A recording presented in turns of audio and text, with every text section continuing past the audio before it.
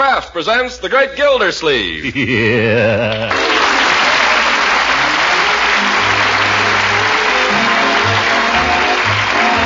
Kraft Cheese Company, makers of Parquet margarine and a complete line of famous quality food products, presents Harold Perry as the Great Gildersleeve. Kraft brings you the Great Gildersleeve every week at this time, written by John Whedon and Sam Moore. We'll hear from the Great Gildersleeve in just a moment. If you're taking the family on a picnic this Memorial Day, surprise them with a variety of tempting treats made with Pabstet, the delicious golden cheese food. Pabstet goes a long way toward satisfying hearty appetites because Pabstet is so delicious in so many appetizing ways. For example, blend a smooth, luscious Pabstet cheese sauce into a macaroni loaf or a molded cheese loaf or a molded vegetable ring. They're easy to prepare and delicious on an outing. Dates or prunes stuffed with Pabstet make another grand picnic treat. And, of course, it goes without saying that Pabstet is wonderful as a sandwich spread, rich in mellow cheddar cheese flavor. Remember, too, that Pabstet adds nourishing goodness, muscle-building proteins, food energy, milk minerals, and vitamin A. So head up your shopping list with Pabstet, the delicious golden cheese food. Don't forget, the name is Pabstet.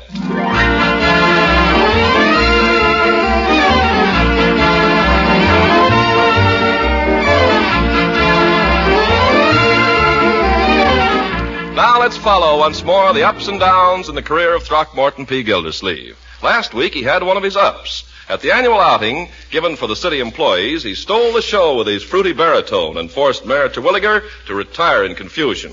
And today we find him still riding the crest of that wave as he strolls down Main Street with his campaign manager, Judge Hooker, about to enter Floyd Munson's barber shop. After you, Gildy. No, after you, Judge. I insist, after you. No, after you. Well, then. Well, make up your mind. I'll make up yours. All right, after me. Close the door, gents. You're letting in flies. Oh, hello, Floyd. How's business? How's the wife? That's fine. Hi, Commissioner. Thought it was about time you were coming around. Oh, I'm overdue, Floyd, overdue. But I haven't had time. Well, I haven't one for a real haircut today. Just a little trim. Okay, climb right up in the chair there. Hi, Judge. Good day, Floyd. Make yourself at home with the magazines there. It's a new Esquire that's worth looking at. I'm not interested in Esquire, Floyd. Where is it? Well, it's there somewhere. Don't miss the Varga girl. Brother, that girl telephones in the darndest positions.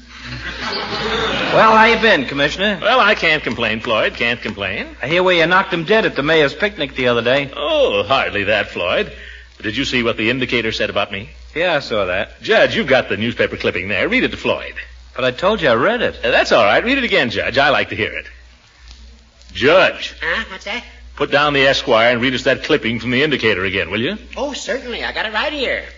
Read us the part about the ovation. This is from the indicator, Floyd. It's an editorial. I know. I read it.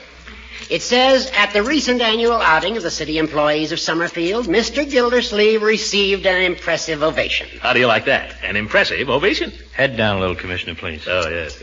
Listen, do you want me to read this or don't you? Oh, go ahead, Judge. Read it. Quiet, Floyd, quiet. Mr. Gildersleeve received an impressive ovation and proved himself a real vote-getter with a golden voice and a knack of swaying crowds. Not bad, eh, Floyd? A real vote-getter. Wait a minute. Listen to this. Behind this smart campaigning may be seen the guiding hand of his astute campaign manager, Judge Horace Hooker. Astute. We predict that between them, they'll give Mayor Terwilliger a real run for his money. Pretty swell write-up, eh, Floyd? Yes, it is, Commissioner. I only hope you're not going to forget your friends when you get up there in the mayor's office. Oh, don't worry, Floyd. Mayor Gildersleeve will know who his real friends are, Floyd. I'll see to that. What do you mean, Judge? I think you know what I mean. Why, I've been for Mr. Gildersleeve right along. You know that. Floyd, don't add perjury to your other sins. What? They're numerous enough already. Now, Judge? You got me all wrong, Judge. Why, only the other You're day... a Terwilliger man, and you know it. Floyd, is this true? Commissioner, I hope I may die tomorrow if I... Why, only the other day... Floyd. Well, sure, I cut the mayor's hair, sure. Business is business. I got to be polite to him, don't I? Perhaps. But you don't have to run his political errands for him. You don't have to be his stooge. Now, Judge, I think that's going a little far. Easy, Horace. Let's not be calling any harsh names. You can't blame a man just because he cut somebody's hair. Cutting hair is my business. Yeah, and you'd cut a throat just as quickly. Now, Horace. Put down that razor, Floyd. Let's straighten this out. Well, I think the judge owes me an apology. Apology for what? Now, I think Floyd sees which way the political wind is blowing, Judge. You're darn right I do. I feel sure he's going to vote the way his conscience tells him to. Aren't you, Floyd? You're darn right I am. Then why, may I ask, has he consistently refused to lend your campaign any assistance whatsoever? Judge, how can you say that? I've been for the commissioner here right along. Why, only the other day I we said... need office space for our headquarters. The floor above this shop is empty, and it would be ideal. No, but every Judge. time that I've asked you to let us use it, you've hemmed and hawed and stalled around. Now, how about it? Yes, Floyd. How about it? Well, gosh, fellas, you put me in kind of a difficult position. How about it, Floyd? Well, voting for Mr. Gildersleeve is one thing, but having his headquarters right here in the shop... Gosh, I'm liable to lose some trade that way. Only the undesirable trade, Floyd. The time has come, Floyd, for every man to make his choice and declare himself. Is it yes or no? Well, all right. Fine, I knew you would, Floyd. Now, Judge, you get busy and see if you can rustle up some office furniture. I don't suppose there's any up there, Floyd. Oh, nothing but an old piano. Well, we need a couple of desks and some chairs and, and some files. Yeah, I'll get right on it, Gildy. I think I even know where I can borrow an electric fan. Great. I'll run home and see if I can round up some volunteer workers. Hey, let me up, Floyd. Yeah, but the haircut, I haven't finished, Commissioner. We'll call it done. Finish it some other time. Here, keep the change. Say, you don't let any moss grow, do you? Not me. Uh-oh, telephone. Yeah, I'll take it. Oh. Gildersleeve headquarters. She and I had a nice, quiet little business here.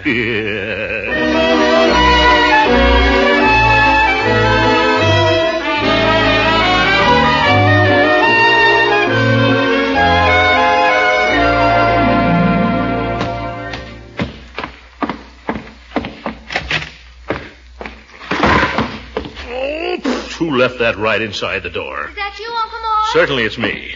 Look at this hallway. Baseball gloves, comic books. It's lucky I didn't break my neck. Where's Leroy? He's up in his room. He's got his commando gang up there. Well, they better stay there. I've got some telephoning to do. Well, I won't bother you. I'm going to the movies. Oh, not this afternoon, my dear. I need your help. Oh, Uncle Mort. Yeah, where's Bertie? I need you both this afternoon. Oh, Bertie! Bertie! Oh, gosh, this always happens. You calling me, Mr. Gildersleeve? Yeah, Bertie? I thought I heard your golden voice. No, Bertie. That's what it said in the paper, Mr. Gildersleeve. Well, never mind that. I wonder if you'd like to do a little political work this afternoon, Bertie. What kind of political work, Mr. Gildersleeve? Well, we're opening up our new headquarters downtown, and there's quite a few things to be done. Yes, sir. Political work, you say? Well, it'll be a definite contribution to my campaign, but it's not anything like making speeches. No, sir. Is there anything like sweeping and dusting out the office? That's it, Bertie. But Marjorie will help you, won't you, my dear? Well, What's that? Oh, darn those kids. How about it, Margie? Will you help Bertie get the new headquarters ready? well, I don't see why it has to be cleaned on the one afternoon the Cary Grant pictures at the Majestic. Marjorie, Cary Grant will be back again someday. Yes, but by that time I'll be an old woman. Oh, my God. Ye gods, what are those kids doing up there? If that racket starts again, I'm going up there myself. And you, young lady, you're going to help me this afternoon. All right. Don't feel bad, honey. We all got to help your uncle. We all got to give up something. I'm going to have to give up doing the laundry this afternoon. Yes, there you are, my dear. Bertie gives up her laundry. You give up Cary Grant. Cheer up. It'll all be over on June the 20th.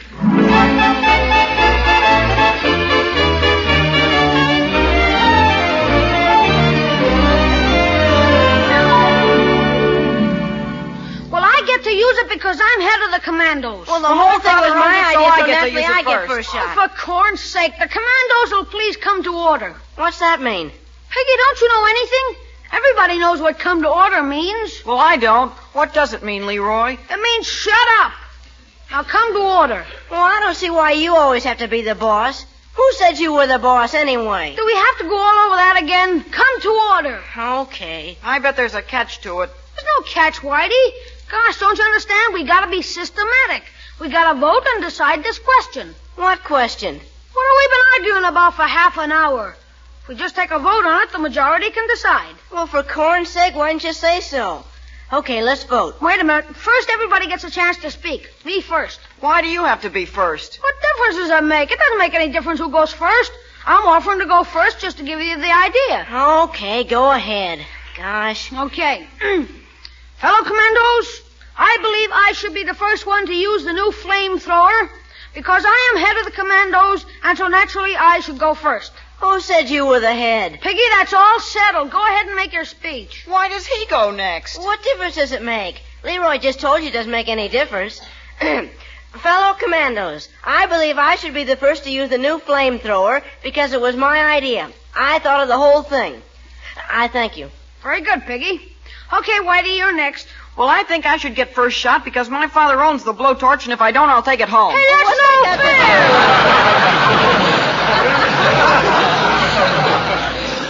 If you do that, you're a poor sport, Whitey. Besides, who thought of it in the first place? I don't care. Well, now, let's get this over with. Let's have the vote.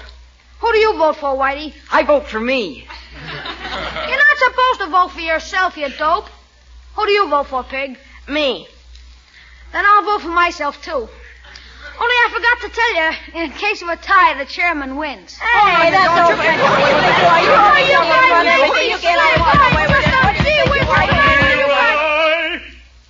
Now look what you did. Is that you, Unc? You know who it is. Open the door. Okay. Now, what's going on in here, young man? Oh, nothing, Unc. Oh, not a thing, Mr. Gildersleeve. We were just playing, Mr. Gildersleeve. I never heard such yelling and screaming in my life. Now, what's it all about? Oh, nothing. We were just having a little discussion, and then we took a vote, just like in Congress. I don't believe even Congress could make that much noise. Now, what were you discussing? Oh, we were talking about who gets first shot with our new flamethrower. Oh, flamethrower. What are you boys using for a flamethrower? Here it is, Mr. Gildersleeve.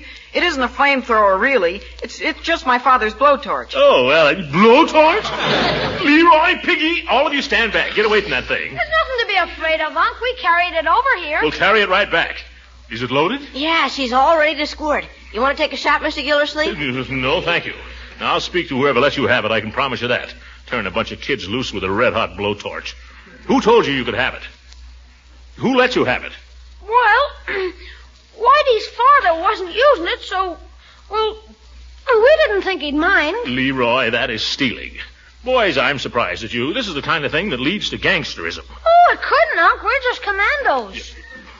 When you start stealing blowtorches, you're gangsters, Leroy. Now, why can't you boys find some wholesome occupation for your time? There ain't any. There aren't any. Oh. Well, I'll provide one for you. I'll give you boys an assignment much more important than playing commando. I'll give you a chance to help the whole community. Does it work, Unc? Let me explain it my own way, Leroy. As you boys probably know, I'm running for mayor of Summerfield. Yeah, I saw you win the pie eating contest at the picnic. Cute. Well, Mayor Terwilliger has got posters up all over town with his picture on them, telling people to vote for him. Now, I want to put some posters around with my picture on them. And if you boys will distribute my posters, you'll be doing the city of Summerfield a big favor. Now, doesn't that appeal to your patriotism? Perhaps I haven't made that quite clear. Oh, yeah, it's pretty clear. I'm offering you, commandos, a chance to fight the forces of corruption in this town. Give Summerfield a good, honest government. What do you say? I forgot to mention, each commando gets 50 cents when the job is done. Oh, my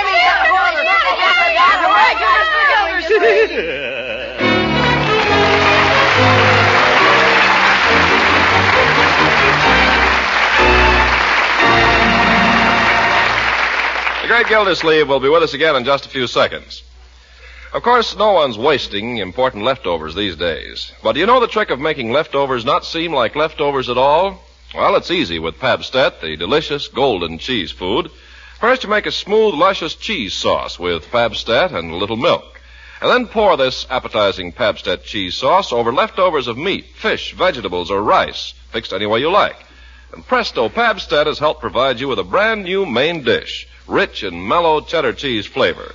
You can serve Pabstet in a variety of other ways, too. Melted with macaroni for a tempting casserole dish, toasted in sandwiches, or sliced for serving with dessert. And remember, Pabstet is wholesome and nourishing, a real favorite with children. So watch your dealer's stocks, and whenever you can, buy Pabstet. Ask for the delicious golden cheese food of 100 uses, Pabstet.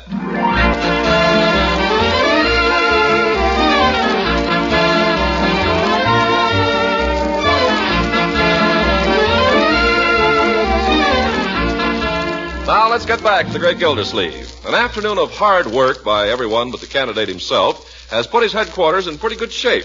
But there's just one difficulty. Nobody has come near the place. Gildersleeve, however, is leaving no stone unturned. He's keeping open in the evening, too.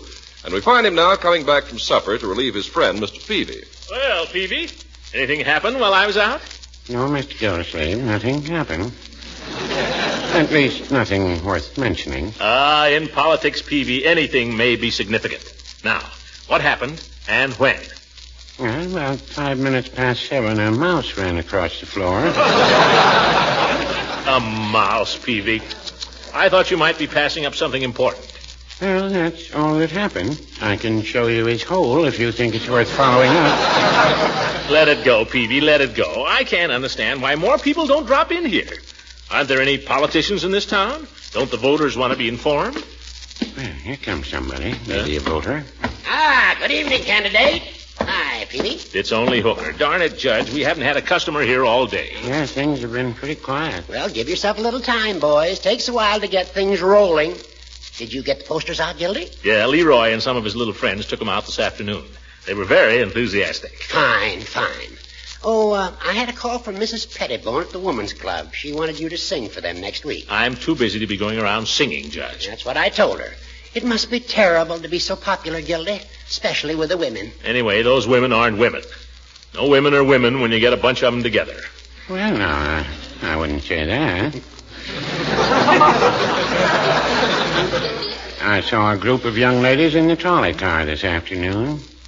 Lovely. Peavy, what's come over you? I don't know, but I rode 2 blocks past my store. Well, here comes somebody. Don't worry, it won't be anybody. Hi, Floyd. Yeah, what did I tell you? Well, boys, how's the campaign coming on? Nobody even knows we're here, Floyd. We might as well go home. Home? What's the use of going there? If you got a headquarters, you might as well get some use of it. What do you mean, Floyd? I told the wife I was coming down here to help get you fellas organized. She didn't believe it for a while, but I convinced her. So what? Well, brought a deck of cards with me.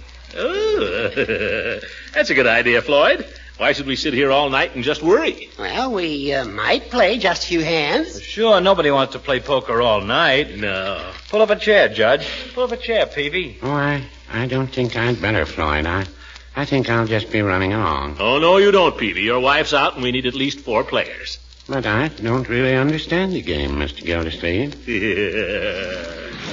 We'll teach you, Peavy. Eh, Floyd?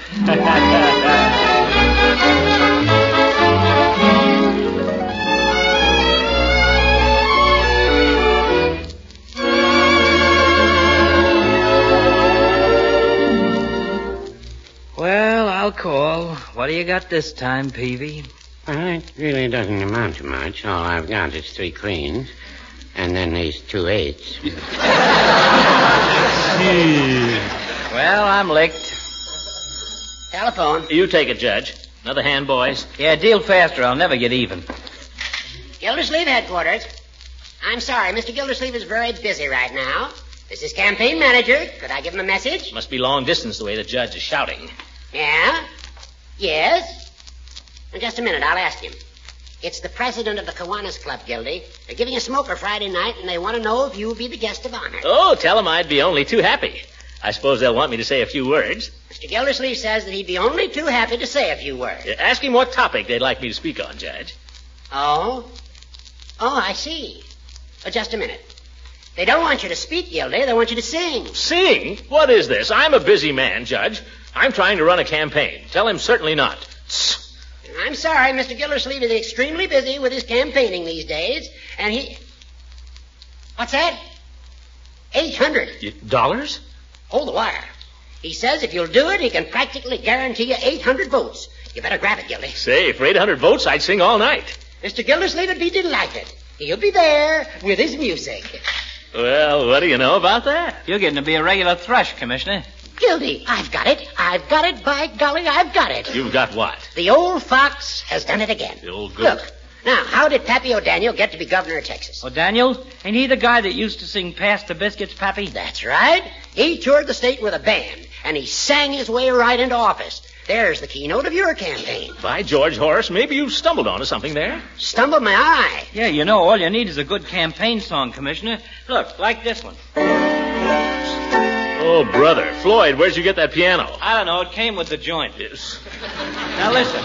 All vote for Gildy, Gildy.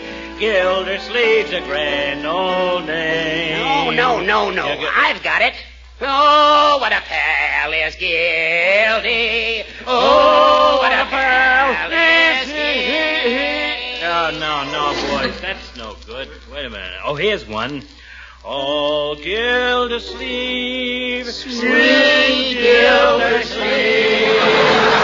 Oh, mayors come and mayors may go. Now what? We still have him, so do not grieve, but vote for him on June the 20th. Hey, fellas, this is kind of fun. Yeah, let's sing it again. Hey, Peavy, how's to run down the block and bring up a couple of bottles of Coca-Cola? What do you say, huh? Ready? Oh, Gildersleeve, sweet Gildersleeve.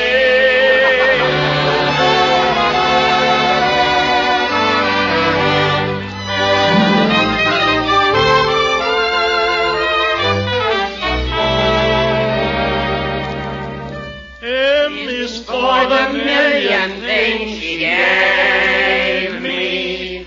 Oh, it's only that she's growing old, growing old. Here's for the tears she shed to save me. Hold it. Telephone. Well, I'll take it. Gildersleeve headquarters, Gildersleeve speaking. What? Leroy? What's he done? Now, see here, you can't do that. You hold on, I'll be right down there. What's wrong, Gildy? Leroy, they got him down at police headquarters. What for? Darned if I know. I thought he was home in bed, Judge. Anyway, it's persecution, that's what it is. By George, if Terwilliger's back of this, I'll have the law on him. Come on, fellas. Come on, Floyd. Come on, Peavy.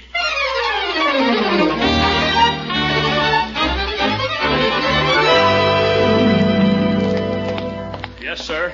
I'll tell this two-for-a-nickel stooge of Mayor Terwilliger's. That's right. You tell him, Commissioner. Now, you fellas had better let me handle this. Terwilliger can't push me around, and he can't push my family around either. Gildy, for heaven's sake, be tactful. Tactful. You're an appeaser, you old goat. Quiet. Now, I think that we should leave Floyd and Peavy outside here. Okay. If you need any help, Commissioner, just holler. Unc, don't let him put me in jail. I want to go home. Don't worry, Leroy. Now, see here, Chief. I'm not going to stand for this. Gildy, please. You can't push me around just because Terwilliger is mayor. And if I... Now, wait a minute, Commissioner. Nobody's pushing anybody around yet. So let's not start anything, shall we? That's what I've been telling him, Chief. Shut up, Gildersleeve, and let me represent Leroy. Well, he's my nephew, and Shut up. Give me a cigar. Cigar? Here. Thank you. Have a cigar, Chief. Much obliged, Judge. Now, what's my young friend here charged with? Well, I haven't been able to figure out the law on it, Judge. It might be a 92A, and then on the other hand, it might be a 316. What have you been doing, Leroy? Nothing, Unc. Will you kindly let me handle this, Gildersleeves? Forget the law, Chief.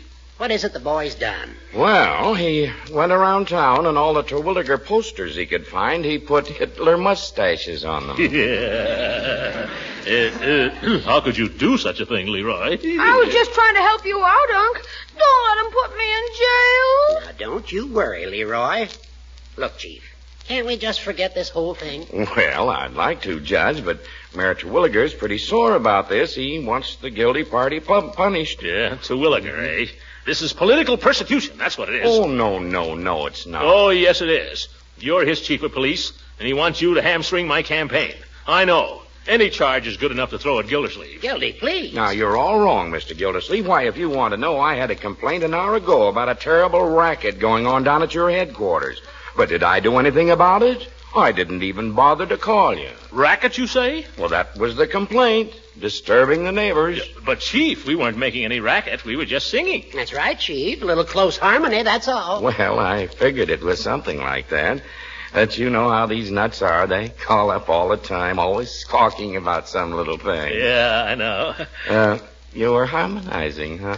Yes. Too bad we didn't have the chief there, Gildy. He sings a wonderful bass. He does? Yeah. Well, that's just what we needed. Well, I'm no Caruso. Well, the judge is no Lily Pons either. Why don't we just run through it once, Judge, while we've got the chief here? Go get the boys, Judge. Well, this is very irregular, but if, Floyd, Peavy, come in here. M is for the million things she gave me. Come on, Chief. O means that only that she's growing old. Oh, you're great, Chief. T is for the tears she shed to save me. H is for her heart of purest gold, of purest gold. I don't want to stay in jail. Quietly, Ryan. E is for her eyes with love light shining. R is right, and right she'll always be, she'll always be. Take it, Peavy. Put them all together, they spell mine.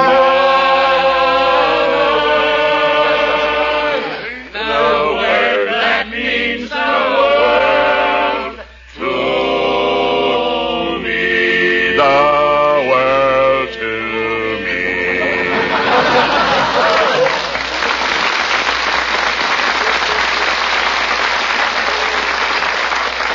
Say, that was wonderful, Chief. You were great. well, we were all good. I think we could do even better. Hey, Unc.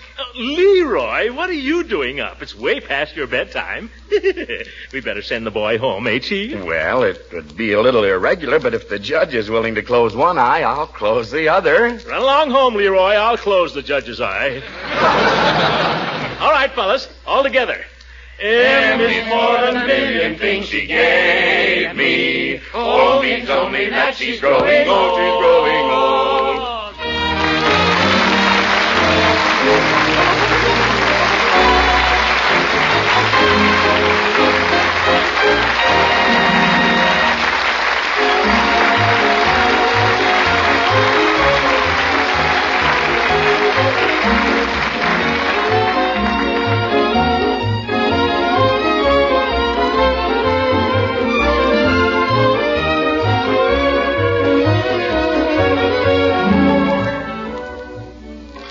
M is for the many things she gave me.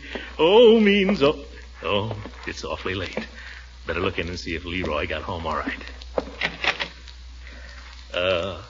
Look at him lying there, sleeping so peacefully. Cute little fella. All the cares of the day forgotten. Never a thought for the morrow. Fine boy. I holler at him a lot. But if you only knew, I love every hair on his cunning little head. Sweet dreams, Leroy. What a character. Oh, good night, everybody.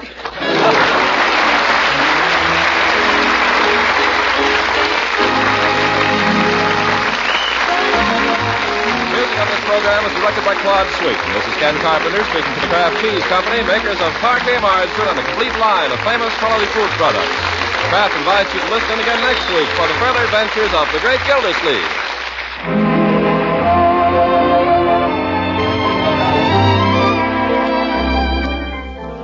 When warm weather sends your family's appetite into a slump, liven up interest in foods with the taste-tingling flavored tang of Kraft Salad Mustard. Yes, you can get Kraft quality in mustard, too, and this light, golden, creamy, smooth salad mustard is spiced just right for most everyone's taste. You can serve Kraft Salad Mustard in dozens of appetite-rousing ways. Blended into tasty relishes and sandwich fillings, spread on sausage and cold meat cuts, or added to salad dressings for extra flavor zest. What's more, Kraft Salad Mustard is grand to use in cooking, blended into a golden sauce for hot-cooked vegetables, or added to a tempting cheese fondue or Welsh rabbit. Then there's another Kraft quality mustard you'll want to try, a sharper variety with horseradish added. Buy them both for variety. Kraft mustard with horseradish, and that popular favorite, tangy, golden Kraft Salad Mustard. This is the National Broadcasting Company.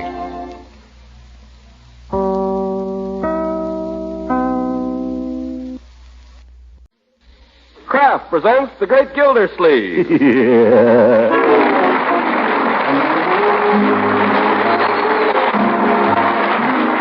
Kraft Cheese Company, makers of Parquet margarine and a complete line of famous quality food products, presents Harold Perry as The Great Gildersleeve. Kraft brings you The Great Gildersleeve every week at this time, written by John Whedon and Sam Moore. We'll hear from The Great Gildersleeve in just a moment. Naturally, husbands who work hard in a victory garden expect you to serve vegetables at their delicious best. And with the help of Pabstet, the delicious golden cheese food, you can do any vegetable up proud. Make it better tasting and even more nourishing, too. Melted into a smooth, luscious cheese sauce, Pabstet adds rich, mellow cheddar cheese flavor to hot-cooked vegetables. Pabstet also gives salads an extra tasty touch, for it's equally delicious sliced and served with tomatoes or fruit. Pabstet spreads smoothly, too, and toasts to perfection for serving in many other delightful ways. And Pabstet is wholesome and nourishing. It's an excellent energy food rich in protein and milk minerals. Contains important vitamin A. So buy Pabstet as often as you can. Tomorrow, treat the whole family to this delicious golden cheese food. Don't forget, the name is Pabstet.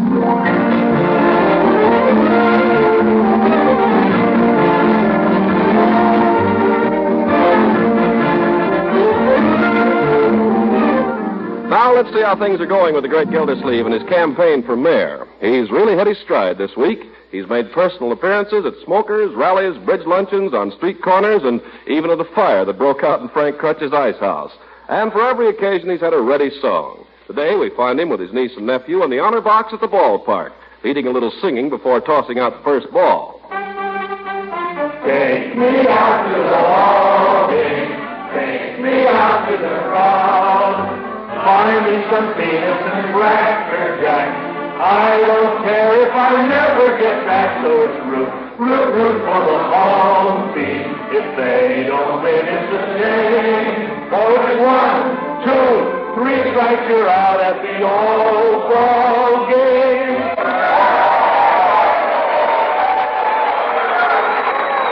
Oh, thank you.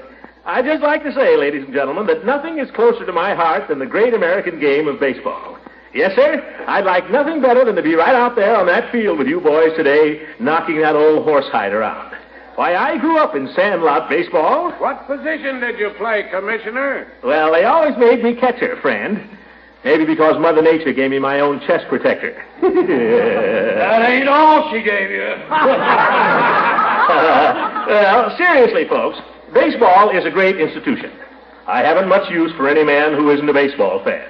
In fact, I wouldn't even trust a man who doesn't like baseball. By the way, where's my opponent, Mayor Terwilliger? I don't seem to see him here today. That's telling them what? I don't mean to imply that His Honor doesn't know how to play baseball. He'll play ball with anybody, ladies and gentlemen. He's proved that. And he's stolen plenty of bases when the taxpayers weren't looking either. However... Oh, let's get on with the game. Yes, you're right, my friend. Let's have the ball, Leroy. Here, let's see how far you can heave it. Don't you worry about that, my boy. Ready out there? Yeah, come on. Oh, brother, what a wind-up. Play ball. Hey! The ball! Look, Duck Lady, Duck! Oh, he almost hit a woman. Sorry, madam. A little out of training, I'm afraid. Toss it out in the field, somebody. You must have been some pitcher, Unc. I told you, Leroy, I was a catcher. How'd you ever throw the second? I always put him out at first. Now shut up and let's watch the game. Unc, can I buy a hot dog? It's too early in the game to start that. Well, if I buy it with my own money, can I, huh, Unc? Can I, huh? You haven't got any money and you know it. Oh, yeah? You want to see it? I got 15 cents left over from... Hey, I did have it. I had it right in my pocket. Unc, somebody stole it. I had 15 cents right here in my pants. Now, don't get excited, Leroy. Empty your pocket first. But you didn't carry so much junk around. Yes. Ye gods, Leroy. Well, I need it. That's all valuable stuff. A knife, skate key, pebbles, rusty nail, rubber band, eraser, old hinge, marble, Wilkie button. What's this envelope, Leroy? Oh, that? Yes, that. It's addressed to me. Yeah. Yeah, that's a note. From Miss Goodwin. I forgot to give it to you. When did she give you this, young man? I guess it must have been yesterday. Huh? Or maybe it was the day before. Oh, my goodness. It's all right, Unc. I found it. It's not all right, Leroy. When you're asked to deliver a note, you should deliver it. But I found the 15 cents in the other pocket. Now can I buy a hot dog, can I? I don't care what you do. Oh, boy, one side, Marge. Careful. Well, pull in your big feet. Yes. What does the note say, Uncle Mort? I don't know. I'm just reading it, Marjorie. Marjorie? I wasn't reading it. Gosh, if this note is 2 days old, I don't know what she must be thinking. I better get over there right now. Oh, look, they're going to start the game. Who gets the bat first, Uncle Mort? Uncle Mort? Uncle Mort! Where did he go?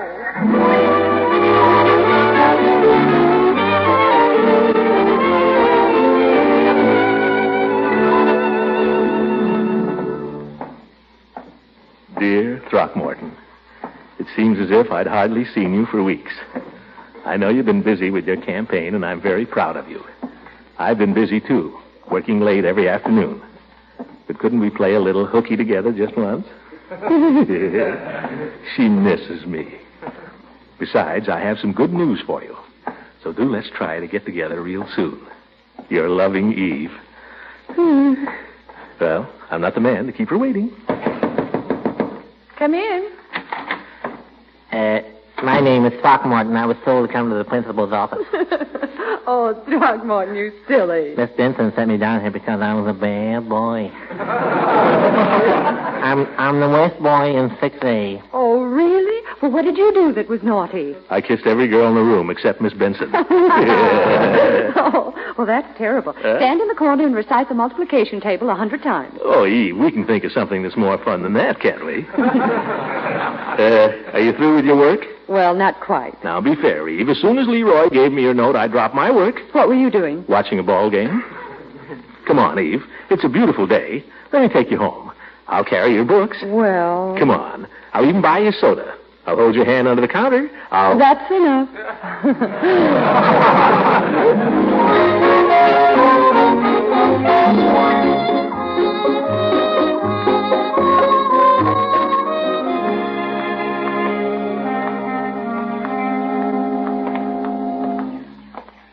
Throckmorton, what are you doing? Oh, nothing.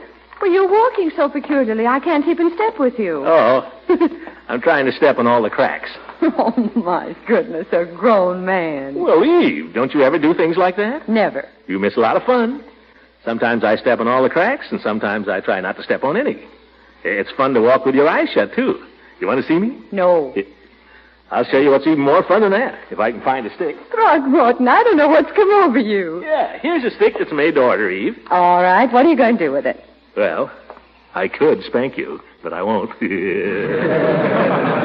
better not. Wait till we come to Mr. Lawler's picket fence. Well, of all the ways to entertain a girl. What can I do? I can't kiss you here in the street. Or can I? No. Well, all right, then. Listen to this. Let me try it. Sure, go out. I must say it's more fun than I thought. What'd I tell you? Wish there was more fence. Huh? There'll be some more a little farther along, Eve. Let's hold hands and skip. What do you say? Throckmorton, I'm the principal of the Summerfield Grammar School. That's nothing. I'm the water commissioner. Come on. Oh, Throckmorton, you're impossible today. Yeah, what do I care?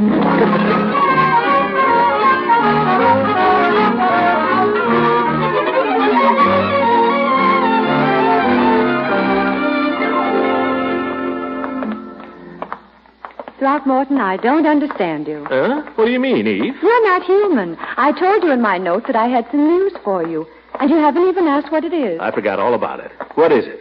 Well, I don't think I'll tell you now. That's no fair, Eve. Now you got me all curious. Come on, what is it? No, I don't feel like telling. Please, Eve. No. Will you tell me if I buy you a soda? Here's the drugstore. I might. Come on, then. But I might not. Oh, look, Mr. Peavy's got a new sign in the window. Fresh strawberry sundaes guaranteed to please.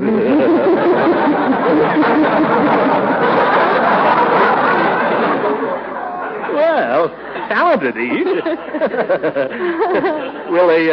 Will a strawberry sundae make you talk? If it's good, it will. It'll be good, and I hope it makes you talk better than that.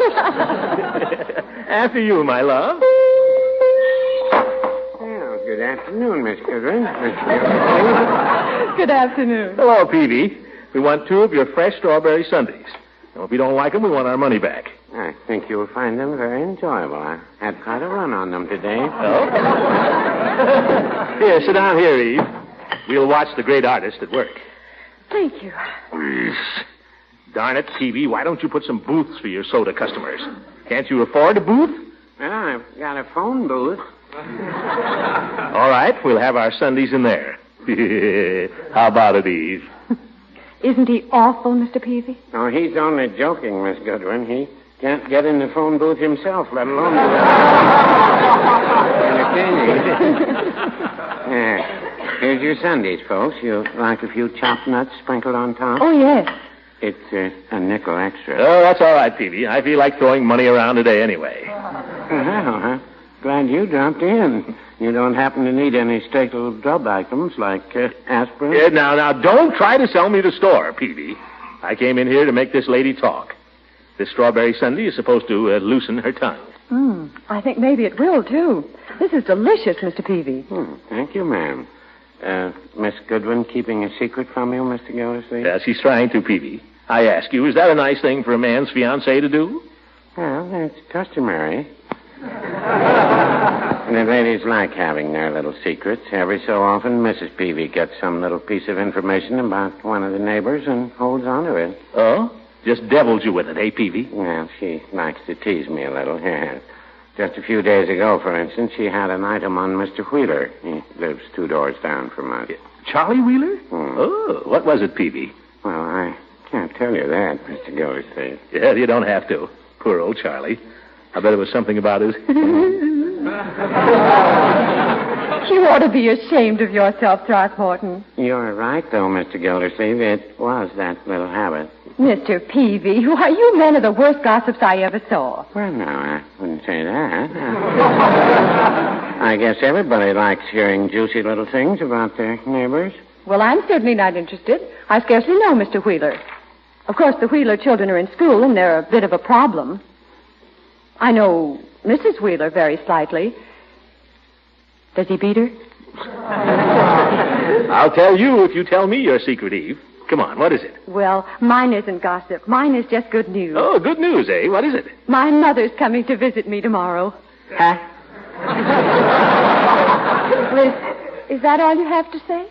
I've told you how much Mother means to me, Throckmorton. Oh, yes, I think it's fine that she's coming, Eve. Great. I can't wait to meet her. I was hoping you could drive me over to Moore's Junction and meet her train tomorrow morning. Oh, certainly. Fine. Glad to do it, Eve. How much are the sundaes, Peavy?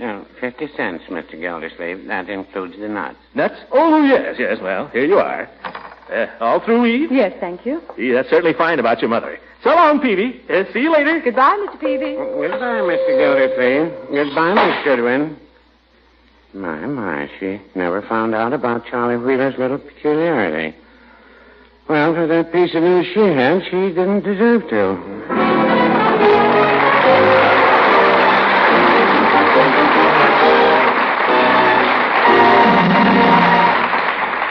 The great Gildersleeve will be with us again in just a few seconds.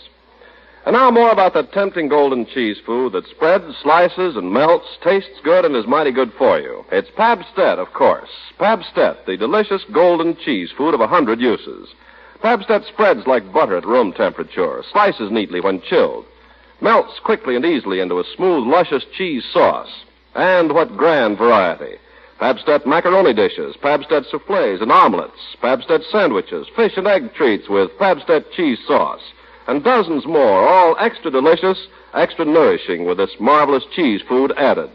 Your dealer may not have Pabstet the very first time you ask for it because so much dairy food is going to war. But everything is being done to keep dealers supplied. So watch for Pabstet in the familiar round flat package, and when you can, buy this wholesome, nourishing cheese food, Pabstet.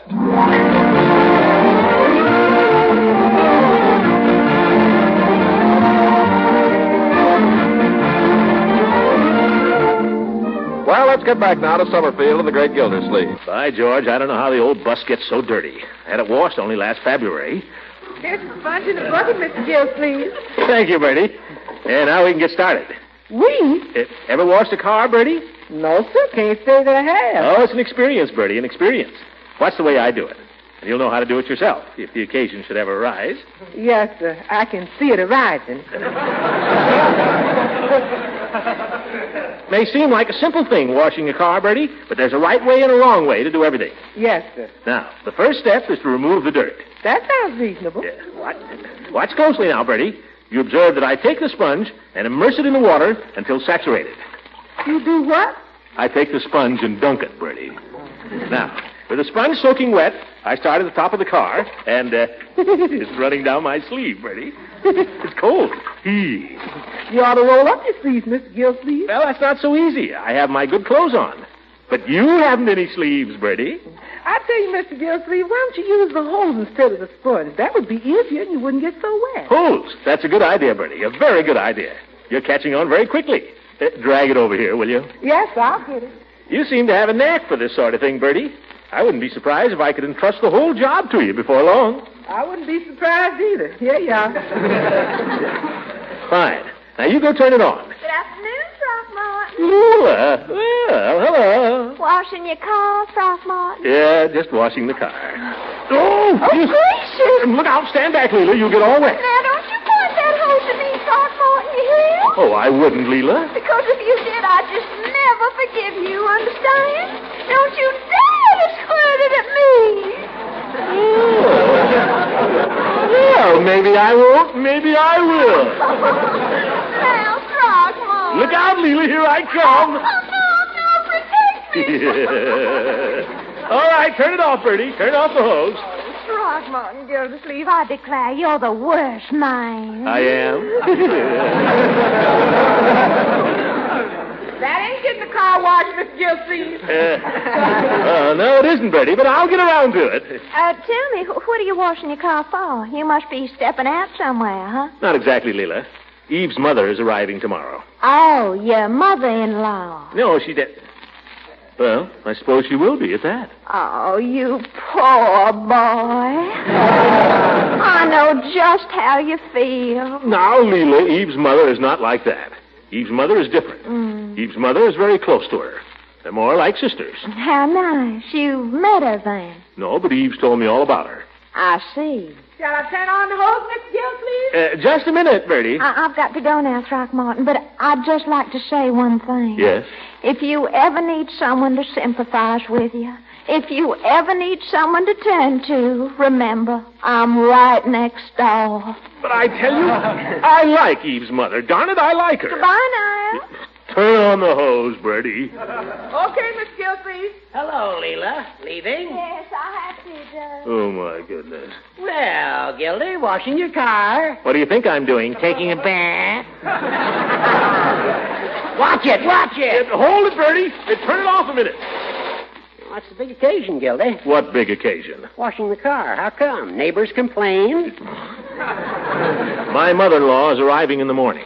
Your mother-in-law? Well, that is my mother-in-law to be. Deepest sympathy, old man. Deepest sympathy. She's only coming for a few days, Judge, and she's staying with her daughter. So there. Uh-huh. Coming to town to look you over, huh? Well, I suppose so. Only natural for a mother to want to know what kind of a man her daughter is marrying. What are you going to do when she finds out? Now listen, you old goat. Turn on the water, Bertie. No, I didn't mean it, Gildy. Only joking. Yeah. Hey! Yeah. Run along, Judge, or by gosh, I'll let you have it. Can't you take a joke? Sure, can't you? Dance, Judge, dance. No! What's going on, Miss Gildersleeve? Oh, hello, Peavy. What's that you say? What's going on? You washing your car? Can't hear you. I'm washing my car. Turn it off, Bertie. Now, what'd you say, Peavy? I see you're washing your car. Yes, Peavy, I'm washing my car. Planning to take the family out for a little spin, Mr. Gildersleeve? No, Peavy. I'm planning to go down and meet my future mother-in-law at the train tomorrow morning. I want the car to look nice. Mother-in-law, huh? And no remarks, see? Oh, I wasn't going to make any remark. Well, everybody else has. I have a mother-in-law myself. That is, I did up to the time she passed on. Well, my mother-in-law isn't like most mother-in-laws, Peavy. My mother-in-law is different. That's what I used to say. Mother Horsefall, I always called her. She liked to have me call her Mother. My wife's name was Horsefall. I hope so. And so was her mother's. Yeah. Mother Horsefall. Mother Horsefall. I've always had a sneaking fondness for the old girl. Well, I'm glad to hear you say so, Peavy. Yes, we got along pretty well for the first few months, but after that, well, such is life. With that thought, Mr. Gildersleeve, I'll leave you. Good day. Good day, Peavy. The idea. Mr. Gildersleeve, how about it? Let it go, Bertie. Why can't they let me alone? Why can't they let me polish my car? Oh, the devil with a car. Let the old lady ride in it the way it is.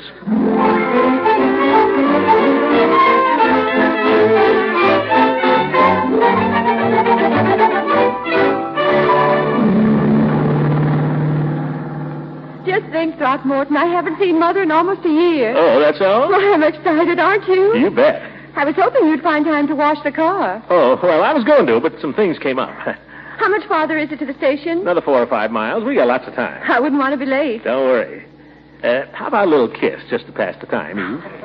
Oh, now, dear, please be sensible, not while you're driving. All right. Where are we stopping? You said to be sensible. Now, how about a kiss? Throckmorton, you think of making love at the strangest times. What's strange about 10 o'clock in the morning? But we're hurrying to meet a train. Please, Throckmorton, I'd just die if we were late. We can't possibly. Please. Please, darling. Just one kiss? Just one. Oh, you're wonderful.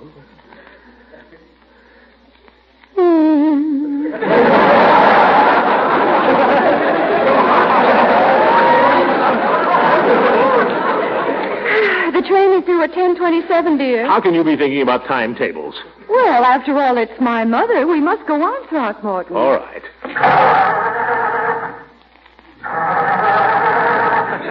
Oh, that's funny. Is the ignition on? Oh, sure. I'll choke her a little. She must be flooded. This old bus gets that way once in a while. She does? Yeah, but don't worry. I know her like a book. Just have to let her sit there for a minute. I wish we hadn't stopped. Now, Eve, there's nothing to worry about. 30 seconds and we'll be on our merry way. Well, you can't blame me for being nervous. Can't you try it now? Too soon, Eve. I know this car like a book. Oh, dear. Yeah, give it a few seconds more. Now, she'll start off like a B-24. Is the ignition on? Oh, yes, it's on. Well, just have to look under the hood, I guess. Check a few things. Oh, dear, this is awful. This won't take a second, my dear. Are you sure there's gas in the tank? Oh, yeah, I put in 2 gallons just this morning. The needle isn't even touching the E. What are you pounding? Don't worry, I fixed it this way once before. You just leave it to me, my dear. Men understand such things. That's what men think. What's that, Eve? Oh, nothing. Please hurry, Throckmorton. Ye gods, what can I do? Do you want me to give you a piggyback ride to Moore's Junction? Well, there's no need to lose your temper, Throckmorton. I just thought if you'd stopped some car that's going by, there might be someone who could help you. I'm perfectly capable of finding the trouble, Eve, and I can fix it, too.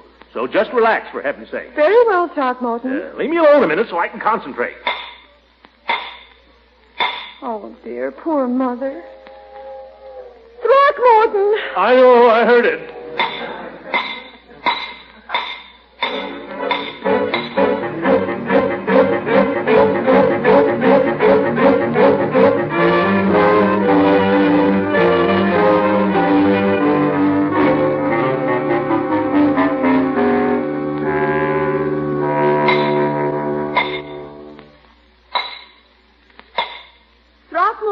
Oh, for heaven's sake. What is it now, Eve? Do you realize my mother's been sitting in that station for half an hour? Yes, and I wish you were sitting there with her. Oh! I didn't mean that, Eve. It kind of slipped out. I'm doing the best I can, Eve. Haven't you found out what's wrong yet? Well, no, but if I... For goodness sake. It seems to me that... What's that wire hanging down there? Wire? What wire? This one. It ought to go somewhere. It could go right here. No, Eve. That's part of the radio. I don't think so. Hook it on here. Huh? There. Now why don't you try the starter? It couldn't be that. Well, try it, Throckmorton. Well, all right, Eve. Couldn't possibly be that.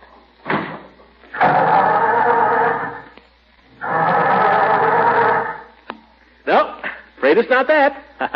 I didn't think so. Did you have the ignition on, Throckmorton? Ignition? Oh.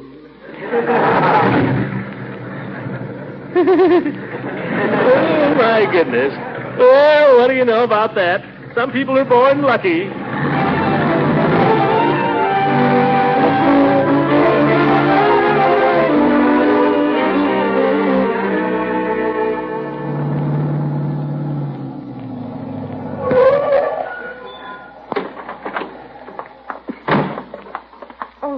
There's not a soul around the station.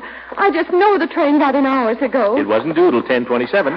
If anything's happened to Mother, I'll never forgive you. Never. Nothing's happened to your mother, Eve. She'll be around somewhere if she's got any sense. That's right. Blame the whole thing on Mother. Eve, I'm not blaming you on anybody. I just... Look, could that be her? Where? Over there, sitting on the barrel. Mother, we're here. Eve, darling. Oh, thank goodness. How long have you waited? Oh, not long. Oh, I thought you'd never get here. Well, I looked around, and when I didn't see you, I just said to myself, I don't... Oh, this, I suppose, it must be. Yes, this is Throckmorton. Mr. Gildersleeve, my daughter has written me so much about you. Well, favorable, I hope. Oh, yes. Oh, very. Oh, dear, yes. Well, she wrote me only... Throckmorton. Huh? Oh, her bags. Oh, yes. I'm afraid they're terribly heavy. Can't be too heavy for me. The car is this way. I feel I ought to apologize to you for being so late. Oh, not at all. It just gave me time to finish my magazine. Well, you see, something went wrong. The whole thing was Throckmorton's fault. If he hadn't insisted on stopping, the car would never have stalled. And if he'd used his head and done as I asked him to, we wouldn't have been all day getting started. But, Eve... I was never so furious with anyone in my life. Why, Eve Goodwin, I don't think that's a nice way to talk about a nice man like Mr. Gildersleeve. Here he's carrying my bags, and he's driven all the way down here to meet me.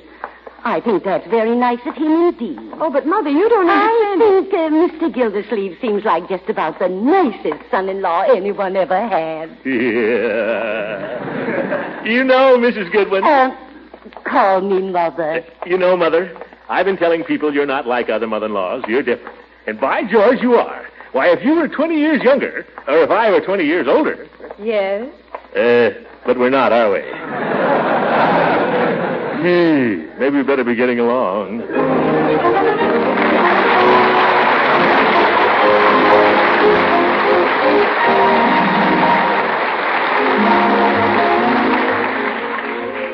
Dear Diary, well, you have to expect these little misunderstandings, I guess. Guess you have to take the bitter with the sweet. That's part of the fun of being in love. Give and take. That's what real love is based on. Gosh, you can't really be in love with a girl if you get all upset over every little thing. Who was it said that forgiveness is the greatest of all virtues?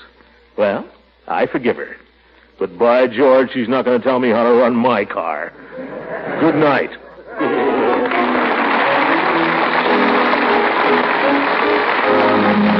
Music on this program is selected by Claude Sweeten. This is Ken Carpenter speaking for the Kraft Cheese Company, makers of Parquet Margarine and a complete line of famous quality food products.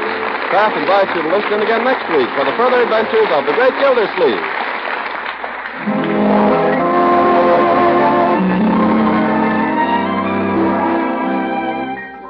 Today, America's bakers are making so much good bread that's enriched for even better nutrition, you'll want to eat plenty of it and enjoy it more, too, by spreading your bread with delicious Parquet Margarine.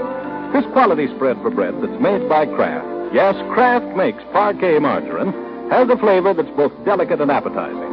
Parquet adds flavor goodness that makes bread and hot toast, biscuits and muffins taste so good.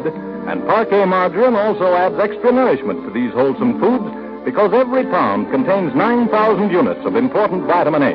Besides that, Parquet is also high in food energy. Tomorrow, then, when you buy bread, buy enriched bread. And tomorrow, when you buy a spread for bread, buy a vitamin-fortified spread. Buy Parquet, P-A-R-K-A-Y, Parquet Margarine made by Kraft.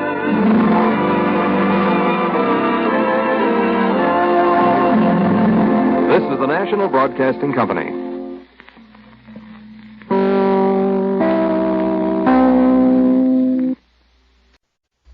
Kraft presents the great Gildersleeve. Yeah.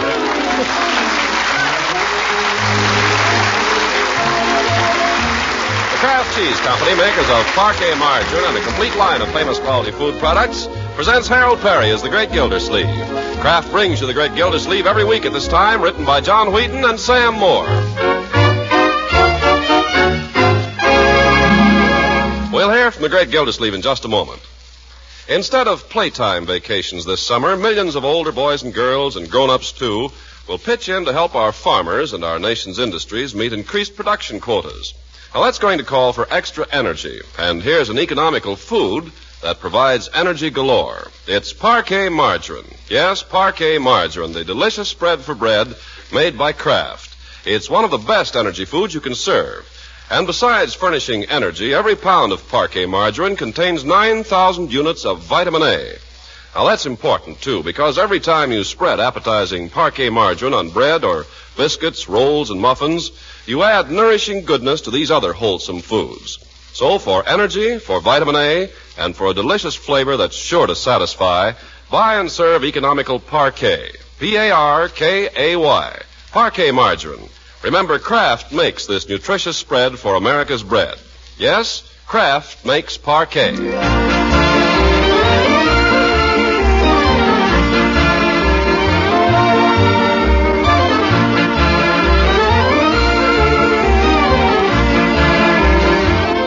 Now on to Summerfield, home of the Great Gildersleeve. His campaign for mayor has been going like a house afire all week. Yes, there's been a big swing to Gildersleeve, so perhaps he may be forgiven a slight swagger as he strolls home from the office, accompanied by his campaign manager, and drops in at his headquarters over the barber shop.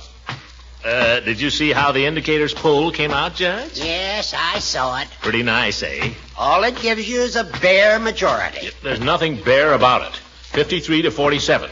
That's a bigger lead than the indicator gave Landon in 1936. Well, don't let it go to your head. Go on in. Leroy. Oh, hi, Take your feet off that desk. Okay. How do you think that looks, sitting here in my headquarters reading comic books?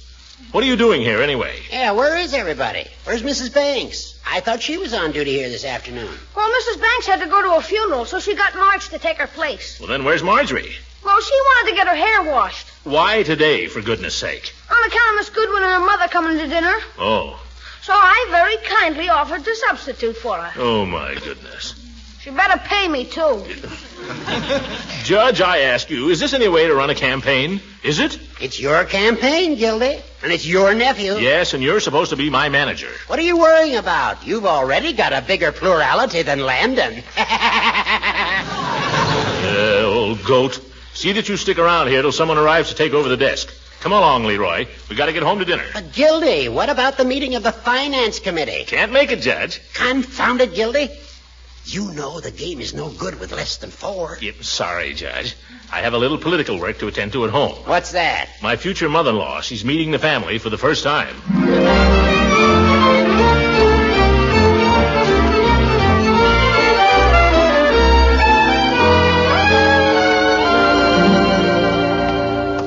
Leroy, I want you to watch your manners tonight. I always do. Well, watch them a little more closely, then. I want you to make a good impression. Say, Unc. Yes?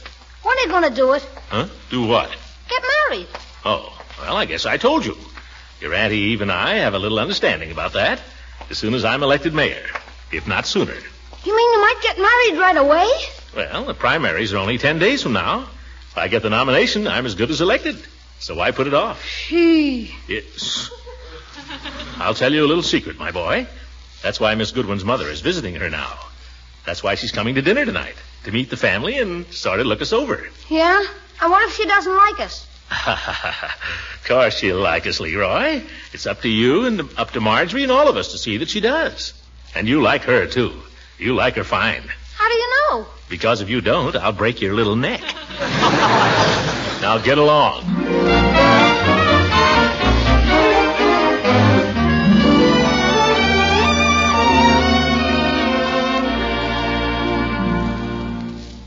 Well, Bertie, what's for dinner? We got special company tonight, you know. Yes, sir, and I've got a special roast of pork. Roast of pork? Oh, that's wonderful.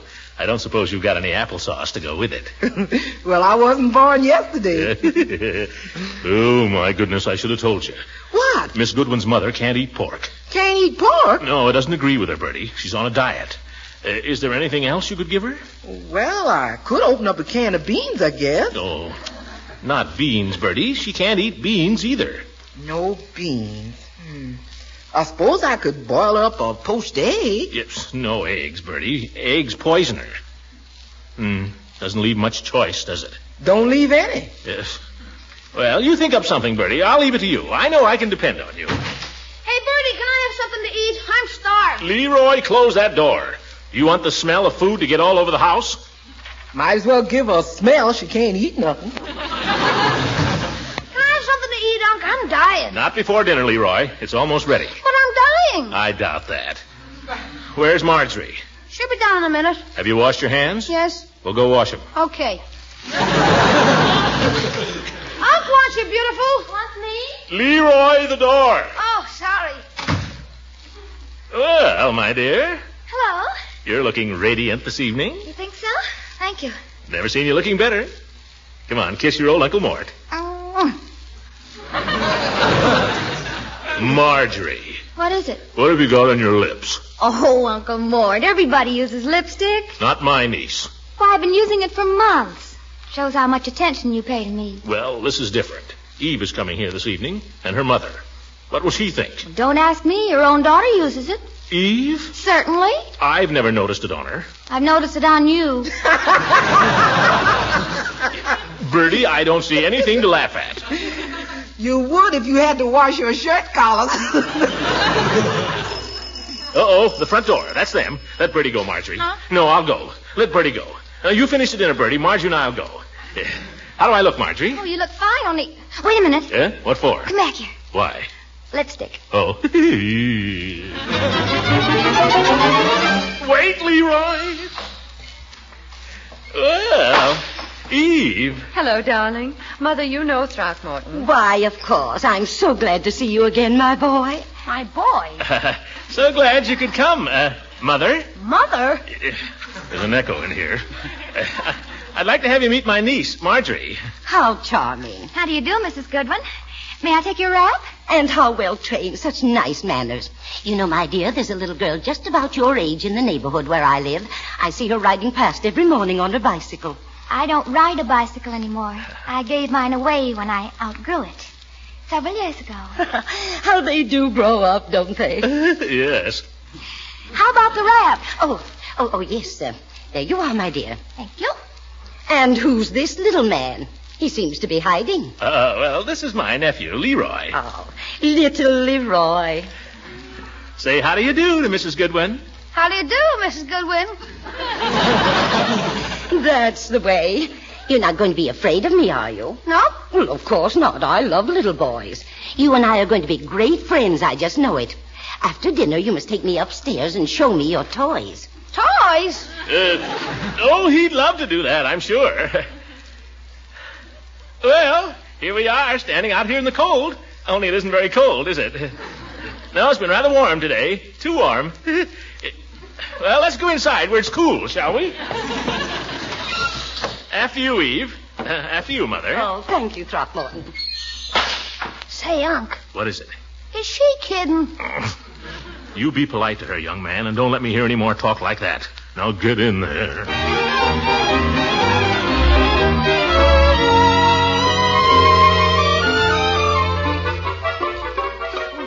I want to tell you, I couldn't eat, I couldn't sleep, I was just a wreck. My friend Mrs. Kohler came to see me while I was there, and she said she had just never seen anyone look so awful. Well, do you know, they kept me under observation there for 2 solid weeks. Pardon me, but can I... No more, thank you, no more. 2 whole weeks. Well, of course, I didn't say anything, but I could just see they weren't getting anywhere. And that was when my son called in Dr. Farrer. I just said to him, and Dr. Farrer should come to see me. And I said to my son, Hi. I wish you'd come... Hello, Throckmorton. Well, sir, I want to tell you from that moment I was a different woman after Doctor came. A different woman. I simply swear by Dr. Farrer now. It's just been so wonderful, I can't tell you.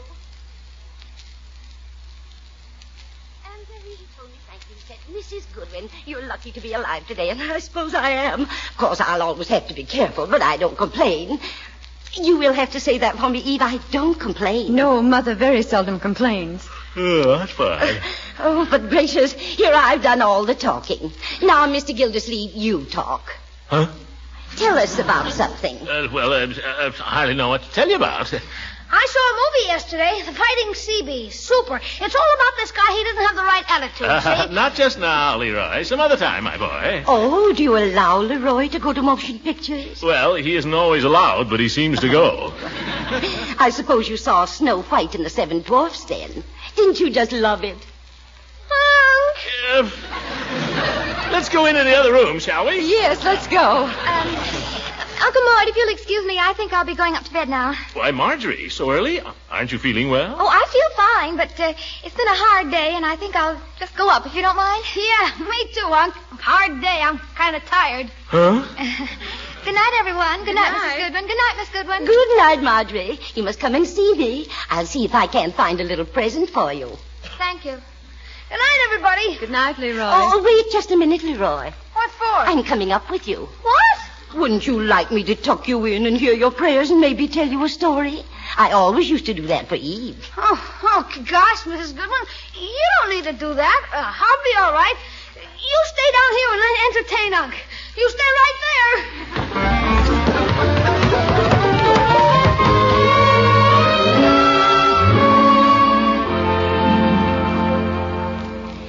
Well, Eve, dear, I don't like to eat and run, but I'm afraid it's our bedtime, too. Oh, now, wait a minute. You can't go this early. It is early, Mother, only 8:30. Now, you know what I've always told you, my dear.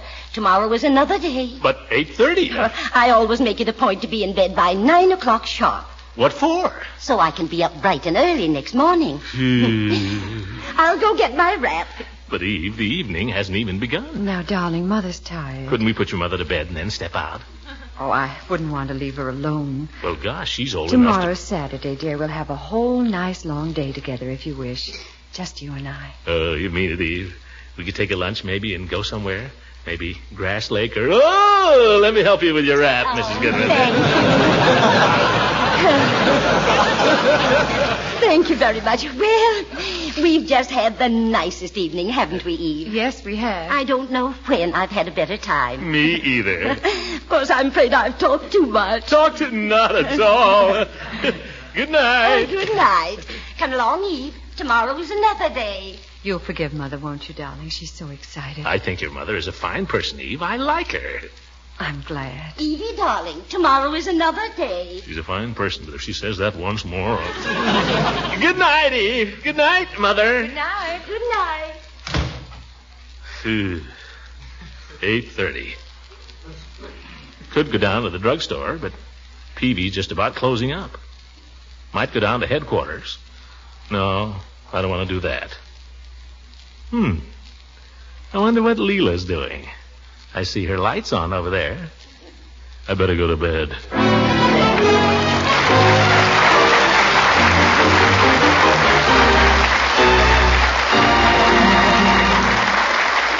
The great Gildersleeve will be with us again in just a few seconds. Now that Gildy's election campaign is in full swing, we'd like to do a little campaigning of our own for a food highly qualified to help in serving your family's nutritional needs. Our candidate is Parquet Margarine, and here are its qualifications. Is it the popular favorite? Yes, ma'am. Millions of American families have voted Parquet a favorite spread for bread. Does it taste good? Does it ever? You're sure to enjoy Parquet's delicate, appetizing flavor. Is it nourishing? Yes, indeed. Parquet Margarine is one of the best energy foods you can eat.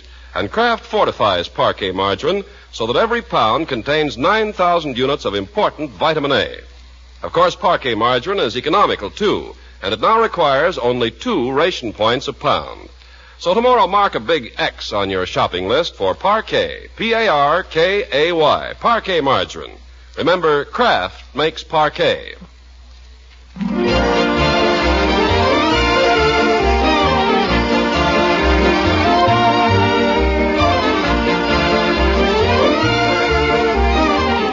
Now let's get back to our friend the great Gildersleeve. It's Saturday morning, and he's up early in anticipation of a long day of pleasure.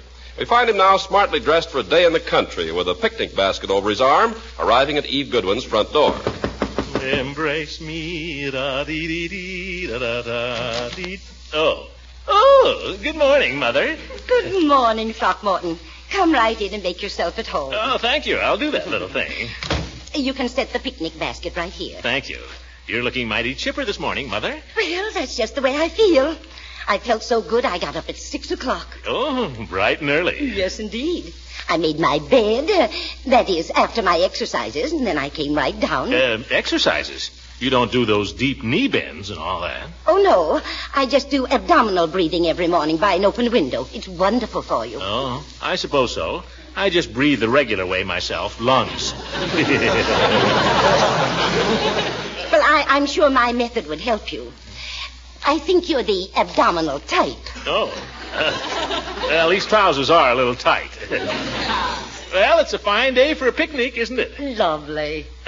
Mother, you're sure that you'll be able to find plenty to do here all day, all by yourself? Oh, mercy, Throckmorton, you don't have to worry about me. I can find millions of things to do around this house. And besides, I know how young people are. By George, you're one mother-in-law in a million. Well, good morning, Throckmorton. Oh, hello, Eve. Throckmorton just paid me a very pretty compliment, dear. Oh, really? Should I be jealous? Oh, I don't think you'll have to worry. Well, Eve, all ready for a happy day at Grass Lake? Oh, I hope so, dear. But there are some things I've just got to do first. Oh? What things? I've got to do a little shopping with Mother.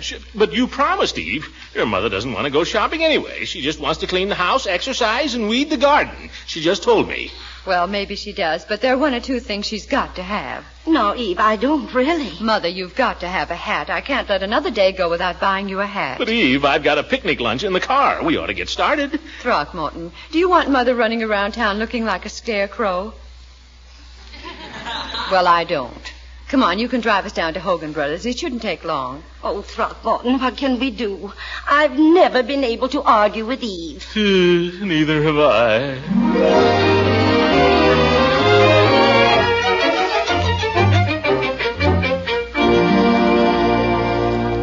Now, Mother, you're being a little difficult. I think that hat's perfectly adorable on you. Oh, I'm sorry, dear, but I think it makes me look too young. Oh, Mother, that's silly. What do you think, Throckmorton?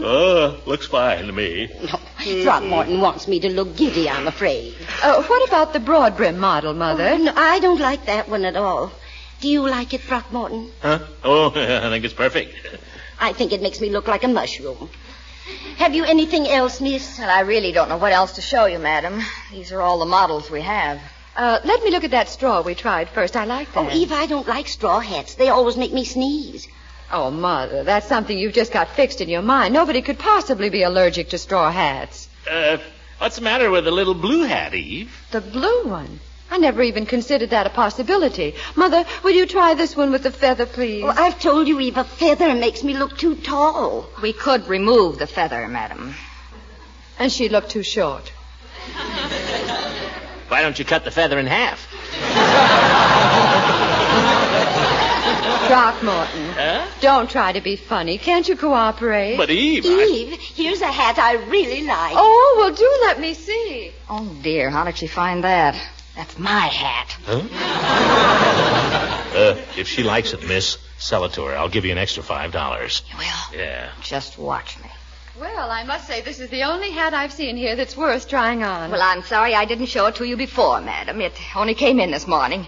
It's copied from a Paris exclusive. Yes, smuggled out by the underground. I think it's just my type, Eve, don't you? Exactly. Don't you think so, Throckmorton? Oh, like it was made for her. Wrap it up, miss. Why don't you wear it, Mother, and let her send your old hat? Yes, that's even better. How much is it? $15. $15? Does that include everything? Yes, sir. Oh, well. Here. Come on, ladies. We'll get started. Wait a minute, Throckmorton. Huh? What's now? I want to look at Mother for just a minute. Oh, yes, I was afraid so. Eve, the hat is perfect. Oh, yes, but her dress. What's the matter with the dress? It doesn't go with the hat. Come on up to the next floor, Mother. Oh, my goodness. Well, go ahead and buy her an outfit. Buy her the whole store. When you get through, you'll find me at Peavy's.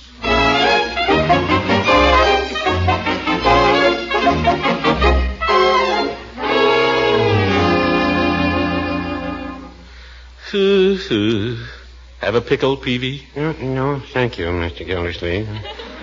I agree with pickles, but they don't agree with me. How about a turkey sandwich? Oh, I'm not very hungry, thank you. You appear to be stuck with a picnic lunch, Mr. Gildersleeve. Stuck is the word, Peavy. I was hoping to spend the day at Grass Lake with my fiancée. Well, you couldn't have a nicer day for it. Mother-in-law trouble? Well, I suppose you could call it that, Peavy. Although I don't know. I think the old lady would have let us go. She said, go on, enjoy yourselves. I know how it is with young people. They say that. You know, Mr. Gildersleeve's mother-in-laws say one thing and mean another. Oh? Well, how can you ever tell where you stand? You'll get the hang of it. I remember when Mother Horsefall visited me first with Miss Peavy. I always call her Mother Horsefall. Yes, I know, Peavy. Well, I used to have an easy chair I sat in after supper. Every night she used to say, it certainly is nice that Richard has that easy chair to sit in. Well, what's the matter with that? After supper on about the fourth night, she sat in the chair. I didn't get another shot at it till she left. When was that? She was there 10 days to a day. Well, Eve's mother's only staying a few days, Peavy. But I never get any time alone with Eve. Say, Mr. Gildersleeve, I wonder if a bird lecture wouldn't solve your problem this evening. Bird lecture? What the devil is that? Well, there's this fellow, Professor Swallow, gives a lecture on birds. He's named after a bird himself. Yes, I can see that, Peavy. What's the lecture? Well, he's giving it tonight at the YWCA. He gives it here every year. It's all about different kinds of birds and their habits and so on. Very educational. Sounds like the dullest way to spend an evening I ever heard of. Well, now, I wouldn't say that. Although it's pretty close to it, I'll admit. A fellow whistles to imitate various bird calls. Sounds horrible, Peavy. I wouldn't want to take my girl to anything like that. Well, I wasn't thinking of that, Mr. Gildersleeve. But how would it be for the old lady? Peavy, you're a genius. No, I wouldn't say that. You think she'd like to go? Oh, she'll go, whether she likes to or not. I wonder if she'd care to go with Mrs. Peavy. Just the thing. They could have a fine time together, Peavy. By George, I don't know how to thank you. No, don't thank me, Mr. Gildersleeve. We've got 2 tickets, and I've heard this fellow 6 years running. Well, I'm glad you're getting something out of it. I hope there'll be something in it for you, too. Well, don't worry, Peavy. We'll send the old lady to the bird lecture, and Eve and I'll stay home and play love nest.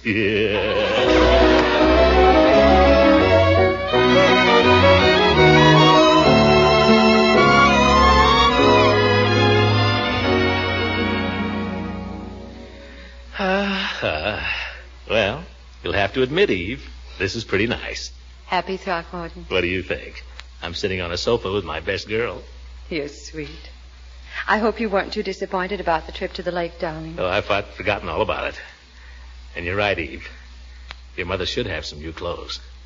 Don't you like her clothes, Throckmorton? Oh, sure. Only I just think whatever you say is right. Oh.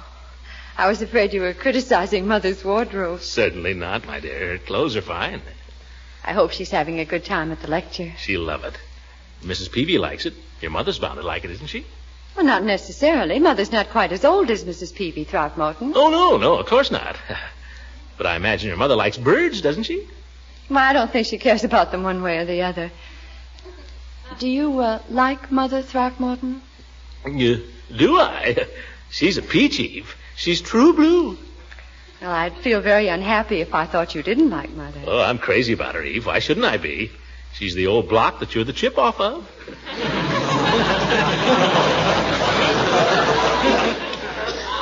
Anybody would know you were her daughter. Really?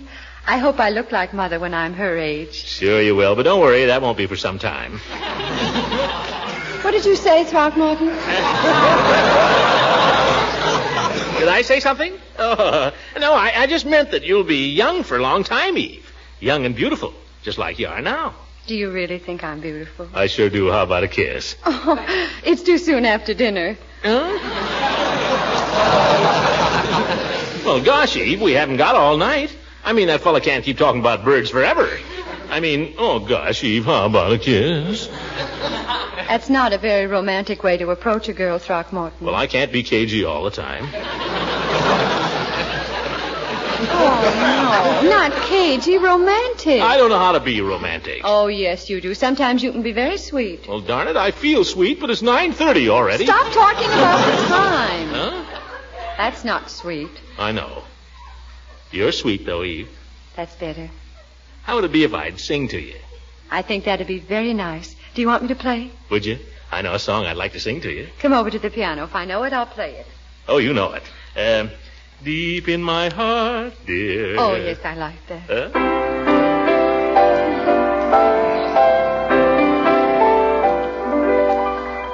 Deep in my heart, dear, I have a dream of you, fashioned of starlight, perfume of roses and dew. Our paths may sever, but I'll remember forever. Deep in my heart, deep. Mother!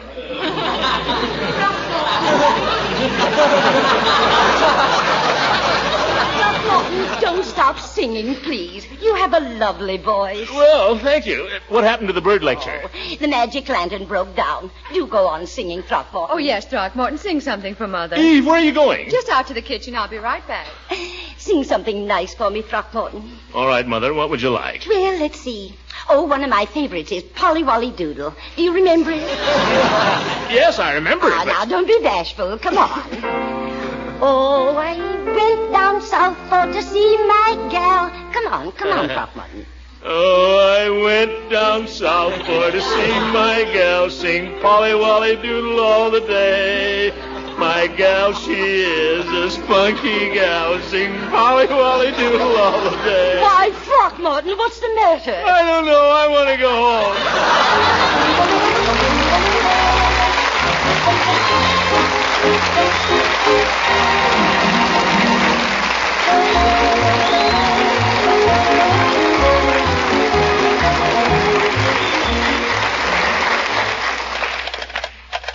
Hello. Is this the depot? This is Throckmorton P. Gildersleeve. I want to make a reservation on the 219 to Pittsfield next Wednesday. It's for my mother-in-law. Oh? Have you got anything on Wednesday? Have you got anything before Wednesday? How about Thursday? Friday? I'd like a compartment. A lower would be all right. How about an upper? Have you got a reclining day chair? Well, call me if you get anything. Hey, wait a minute. Is there any room in the baggage car? Oh, well. Good night, everybody.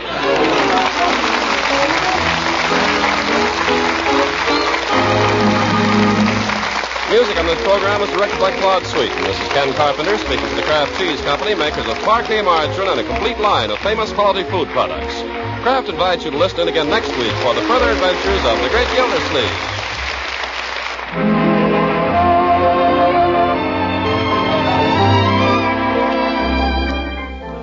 When warm weather sends your family's appetite into a slump, liven up interest in foods with the taste-tingling flavored tang of Kraft salad mustard. Yes, you can get Kraft quality in mustard, too, and this light golden, creamy, smooth salad mustard is spiced just right for most everyone's taste. You can serve Kraft salad mustard in dozens of appetite-rousing ways, blended into tasty relishes and sandwich fillings, spread on sausage and cold meat cuts, or added to salad dressings for extra flavor zest. What's more, Kraft salad mustard is grand to use in cooking, blended into a golden sauce for hot-cooked vegetables, or added to a tempting cheese fondue or Welsh rabbit. Then there's another Kraft quality mustard you'll want to try, a sharper variety with horseradish added. Buy them both for variety. Kraft mustard with horseradish and that popular favorite, tangy golden Kraft salad mustard. This is the National Broadcasting Company.